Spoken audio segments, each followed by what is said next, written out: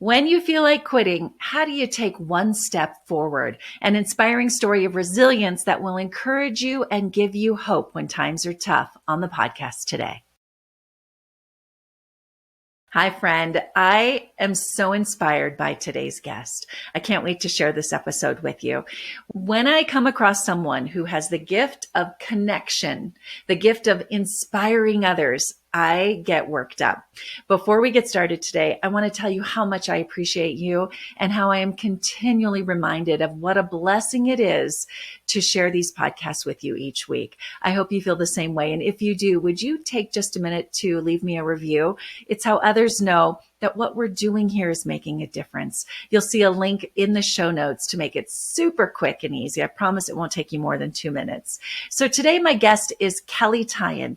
Kelley is a faith-based fitness entrepreneur and the author of the book, Addicted to the Climb. Kelley believes in the power of perseverance, as I do, and also determination, patience, and strength. And she is here to inspire. Just wait until you hear her story and how she got to where she is today. It's not a typical path.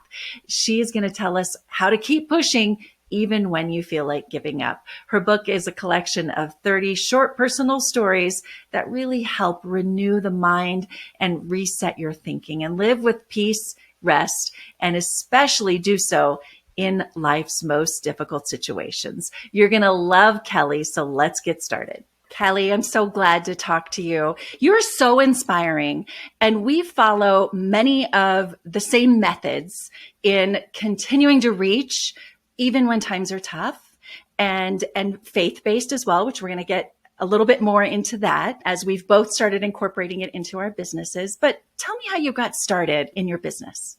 Well, first, thank you for having me. I'm so excited to be here and have this beautiful conversation with you. So how I got started? Well, I started as an elementary teacher. I'm going to take you on a quick little tour. So I started as an elementary teacher, and I knew it was not where I was supposed to be. I loved children, but I just didn't feel fulfilled. I was pretty much very independent growing up. I liked trying new things. So I began a makeup business, and I called it Eye Candy Makeovers, where I had all my friends. I did their makeup. Then I said, I'm going to go out and do makeup on brides and just start a business because I was looking for something. But that led me into, do you remember Mary Kay Cosmetics? I do. Network marketing company. So I joined Mary Kay Cosmetics because I loved makeup, and why not? It was all women mostly. And I loved the rah, rah, rah. And they were making a lot of money, and it was so much fun. So I did that for a while, did really well, Natalie, in the network marketing, because again, I love taking a risk. I would walk up to people in CVS and say, hey, have you heard of Mary Kay, this lipstick and sell my product? I didn't have any problem just asking. And it was a really fun experience that, coming from a teacher background, as was kind of short-lived. I did that for about 5 years, but I didn't have any business experience because a teacher is very different, a different industry. Mm-hmm. So I loved learning about business and making as much money as I could and being responsible for my finances and doing everything myself. It was really an exciting time in my life, learning from all these women that were just creating these amazing lifestyles on their own, working from home. And I loved it. But it didn't last that long again because I still felt a void and I was looking for something more. So a few guys in my neighborhood were opening a gym, and I loved working out. I've been working out my whole life. And I proposed to them. I said, hey, do you guys think I could start a boot camp for women? The gym was a CrossFit gym. And they said, yes. I was like, really? I didn't know what they would say. I took a chance, and they said, you have to be certified as a trainer. So I went through all my certifications, but came back and opened Kelley's Boot Camp in this gym. Now, 2 months prior to the doors being opened, I did have a doctor appointment that I had. I was scratching my chest one night, and I was like, that's weird. I feel a little tiny lump, like it almost felt like a frozen pea on my chest. Mm-hmm. And so I went to the doctor, and like I said, I was getting ready for this being an instructor at the gym, opening up a new And you're business. young. I was 38, 36, 36. So, okay. It's like in the past, and I left it there, to be honest. But I went to the doctor, had it checked out, and I got the phone call. I had my 2-year-old in the back seat, and I got the phone call, Kelley, you have cancer. So that was pretty much a roadblock, a setback, to say the least, because I was getting ready to open this gym, this boot camp, and lead women in fitness and health. And here I am with the cancer. It was such a moment in time. Like my life stopped, Natalie. Like it was I had a lot of shame and anger just around the fact that I can't believe this happened to me. How did this happen to me? Here I am. I was praying. I was faithful. So I was asking God why, but I had a choice to make. And it really came down to, am I going to show up like I said I was going to, or am I going to sit in fear and let this take me down? Because it did try to take me down, but I was so excited about me opening up this boot camp for women and meeting new women and helping them that I went forward and I opened the doors with the diagnosis and started my treatment almost at the same time. Wow. And you know, when I think back about everything that happens, because now it's been 14 years, I've been cancer free, which is amazing. Awesome. God really had a plan and set it up in the way that those women were my motivation. They were there for me to get through this treatment, through this cancer, just as much as I was their leader, helping them get fit and helping them get healthy. It was a two-way street. So I feel very blessed that the timing was right for me to open that boot camp. And it was an amazing, amazing 10-year business that it had turned into. And fast forward, I'll just take you through. I healed of my cancer, but around year 10, there was a couple of women that came in and bought the gym. My guy friends put it up for sale. They're like, we're all done. They put it up for sale. 2 women came in and pretty much immediately said, you know, we don't want your boot camp here anymore. So you got to find somewhere else. See you later. And you have 1 month to get out. I was like, wait a minute. I established thousands of women. This was my life. I became the fitness girl in my community. And I ran nutrition programs. I was certified nutrition health coach through the 10 years. I trained women to the stages, and it became a real community at that gym. And women came from all over to come. And these 2 women came in and so that was December 2020. And then COVID hit. So goodness. It was right before COVID. And again, God had a plan for me, because at the end of year 10, you know, when you look back again on the trajectory of what you go through in life and how it all evolves, that I was really at the end of that career mentally. And I didn't realize it, but I was like, okay, where do we go from here? Because fitness online just became so much. You can find free workout programs. You can watch this girl on YouTube. And I was like, okay, well, where am I going to go from here if I don't start with building up a whole app and owning my own gym? And at this point, I didn't want to do that. So COVID hit. I had a lot of time to think, as we all did, right, about next steps. And God really spoke to me. I know you said we're going to talk about faith, but being a Christian woman my whole life, God really was like, okay, it's time for you to talk about your faith more. And that's when my podcast was born, Addicted to the Climb, because I realized over my life, I am a climber. I never stop. I always want to try things. It takes me back to what I said in the beginning. I've always been a risk taker. I did many other jobs along the years. I started a baby clothing line that I didn't mention. I was really always trying new things. And Addicted to the Climb was just very fitting. God really downloaded that thought to me, Addicted to the Climb. And so I took my microphone out and I started a podcast. And it really was for me during COVID to hear people's stories about how do they keep climbing. especially now when nobody wanted to climb anywhere. But how are we going to keep going, and how can we do this together?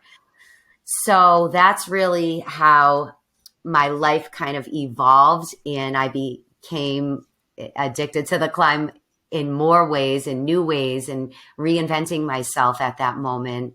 My book was born next, Addicted to the Climb. It's just been a blessing. So everything we always say didn't work out really is working out if you think about it that way. It's how we think about things, because everything went the way it was supposed to go. God led me to this place I am today, meeting people in faith and helping them be overcomers and helping them get through setbacks. Instead of being fearful about them, we're choosing faith. So that kind of wraps up my That's my your tour. Okay. tour. That was your life story in just a couple of minutes. That's a lot. You did a good job. I have a lot of questions.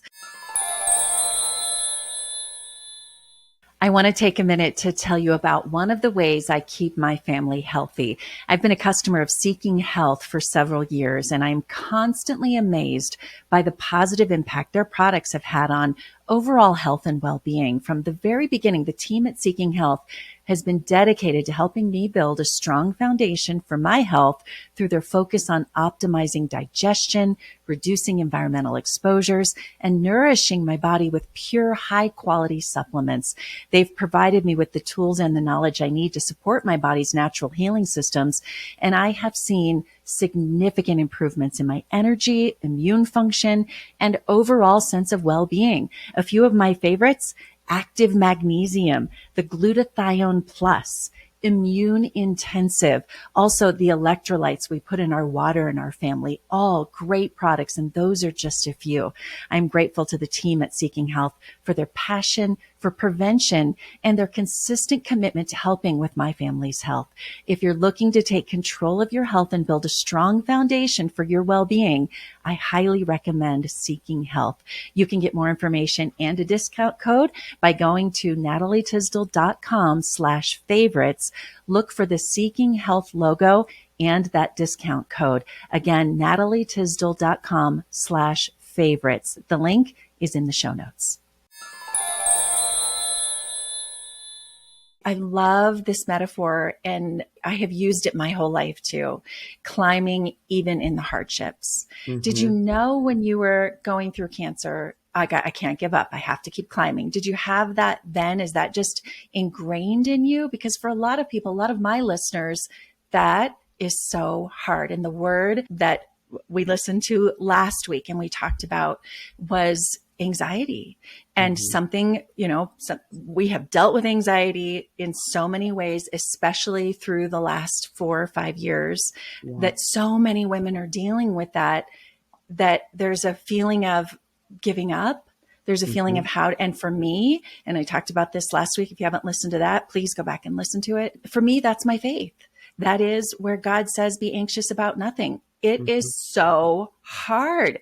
We as women, especially strong women, we try to control, we try to fix. So did you always know I'm not going to give up? Or were there times where people can relate to you and you said, I don't know how I'm going to keep going? Absolutely. Both. So I grew up, I'm an only child. I had the best parents in the world. My mom and I were best friends from the moment I was born. And she had such a strong faith and was an example and paved the way for me.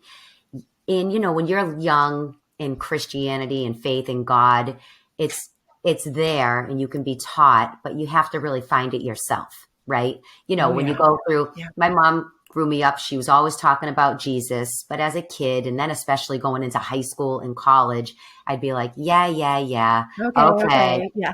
Kelley, go read your Bible. All right, Mom, don't worry about it. I am. As I'm off partying with all my friends, right? I mean, I'm a kid. So I did have the grounding of faith as a kid, but it didn't really come into fruition until I was in my mid-20s. And I had to find it myself. And I think that's how we all are. We all really have to find that yourself. Nobody can talk you into faith. No one can push you into it. It really has to be a want. And I was at a place in my life where I really wanted what I saw my mother had. What she suffered with rheumatoid arthritis since I was born, in and out of the hospital a million times. Every joint in her body it had surgery. She had scars from head to toe, but she always had a smile. She was always shining and making other people shine. And so I really wanted that. And that's where I started my own relationship with the Lord. Okay. But back to the going through cancer, I knew watching her that if she could get through it, that I could too. And I wanted to be strong. I had to choose. I think when we come into these situations, when we're anxious and fearful and just at rock bottom, those rock bottom moments, we really do have a choice though. We either choose to be strong and move on and pick our feet back up. No one's going to do that for us. Or we can sit in the pity party. Now, I did sit in the pity party somewhat because of course it's human nature. We want to cry. We need to cry it out. That's normal. We have to do those things because it has to be a cleansing for us to lash out and let it all out, or else we'll explode. So I did have my cry. I did talk to God. I did say, why? Why did this happen? Why do I have to go through this? But at the end of the day, Natalie, I really remember just saying, you know what? I said, I'm going to start a boot camp. I need to take my mind off this. I had to choose to show up for myself because I knew no one else was going to show up for me. I use my mom as such an example because if she didn't get out of bed, she didn't have to get out of bed. Her body couldn't handle life, but her mind could.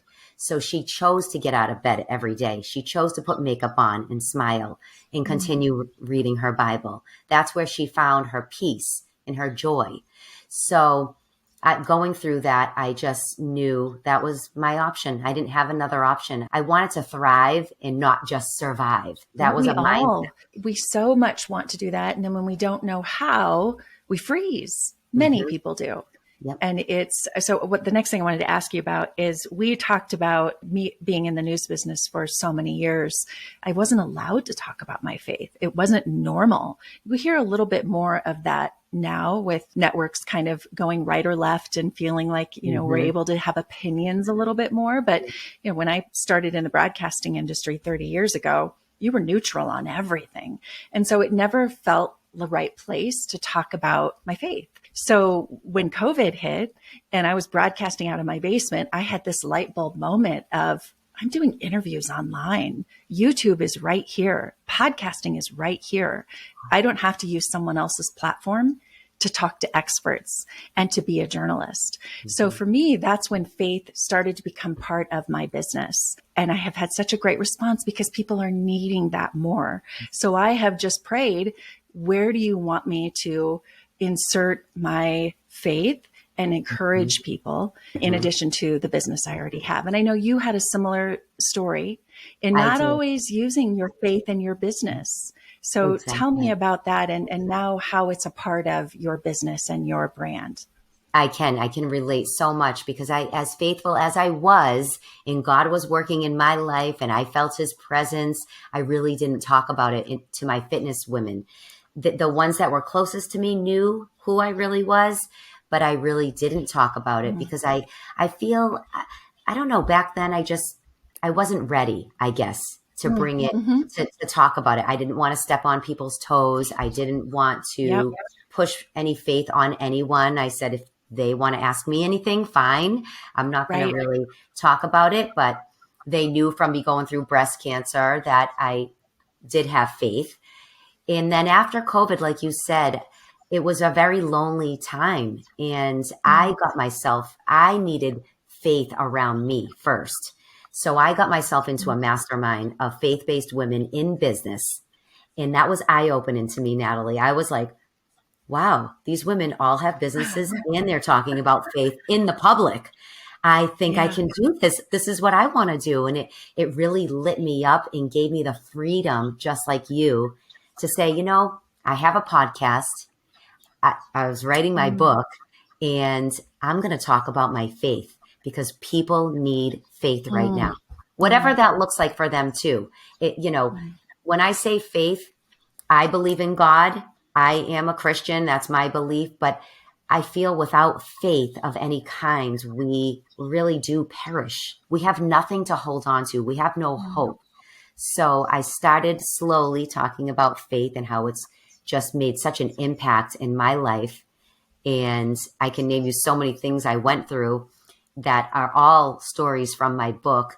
And I really wanted to give women, because I've been working with women this whole time since the Mary Kay days, but I wanted to give women that same kind of hope that I have. So when they face their setbacks or an obstacle, which we all do, we all face similar things in life, from grief and divorce and being fired, like me at the gym, all these things we go through are pretty similar. But if without faith and without some hope to hang on to, that's when the fear creeps in, the worry, the anxiety. Yeah. And my passion is, I don't want women to feel like that. I want to share what I have so they can thrive too. That's really what my messaging is all about, helping them. Let's keep climbing together. Let me show you how I've climbed and how it's working for me. Let me share with you this way. If you've never chose faith, let me share with you how faith can change your world. And it's just been an amazing, amazing last couple of years, just having these women really transform, seeing them transform in front of my eyes. Yeah. Well, I love your podcast, and I hope I encourage people to listen to it. I've just been so encouraged following you on social media too. First of all, I just love your accent. I have to say, I'm in Colorado, so I have this like very Midwestern pure broadcast, but I just love it. You're just so sweet and so real, and your heart is so pure. I have to say though, with faith, when you just mentioned that, what I find is that, when you go through these really hard things, that God doesn't waste anything. And whatever hardship people are going through, someone said that to me through one of my hardships. And it comes back to me so often. God doesn't waste it. It feels like the heaviest thing in the world. It will be used for something, maybe way down the line, like for you and me and where we are in our lives, but it will not be wasted if you have faith. I couldn't agree with that more. That I just wrote that down because I never thought of it like that. And that is so beautiful, because I lost my precious mom about 6 years ago. And, my podcast and my book came out of that. That was one of the rock bottom moments that I've ever faced in my life. She died of an aneurysm. It was she was here at 7 a.m. and gone at 7 p.m. without, an aneurysm is just so sudden. And she was my rock. She was my best friend. And so that was a very hard time for me. But when you said God doesn't waste any of these hard moments, everything came I crawled myself out of that hole. And I said, I'm going to take over where she left off. I want the faith that she had, and I want to create a new way for women, the way she was doing it, but my own way. But I didn't think of that now when I was in that rock bottom moment. So if anyone's listening that are really struggling right now, just know there is a light at the end. There is a light. And we're here to share, both of us, that if we're still here, standing and breathing and working in business, there is a light at the end of your tunnel, no matter what. It's just up to you to choose to take that step forward. It really is. Choose faith over fear. I love that. And to have that very specific prayer of, God, sometimes we need examples of prayer, especially for people who are new to faith. And I know I have some listeners who are like, I'm not so sure about this. Like to have a very specific prayer that is, God, what do you want me to be feeling right now? What do you need from me that I'm in this deep despair? What can I be doing? How can I be using this? And to put it through that lens instead of why is this happening to me, of what can I be doing? Who can I be helping? Or what is the longer story in this that you want to reveal to me? And, can I mention, I want to talk a quick minute about faith for a minute. Because like you said, you might have some listeners that are like, okay, I'm not like these two. I don't really believe in that, which is totally fine.